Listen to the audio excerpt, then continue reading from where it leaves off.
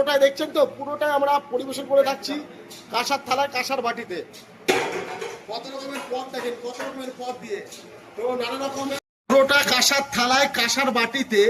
এটা হচ্ছে পুরো বার্থডে স্পেশাল থালি। এই থালিটার মূল্য, প্রাইস মূল্য হচ্ছে 1500 টাকা। এরকম 5 রকমের ভাজা দিয়ে, বেগনি ভাজা, লেবু লঙ্কা, লাল শাক, পটল ভাজা, বড়া, বেগুন ভাজা।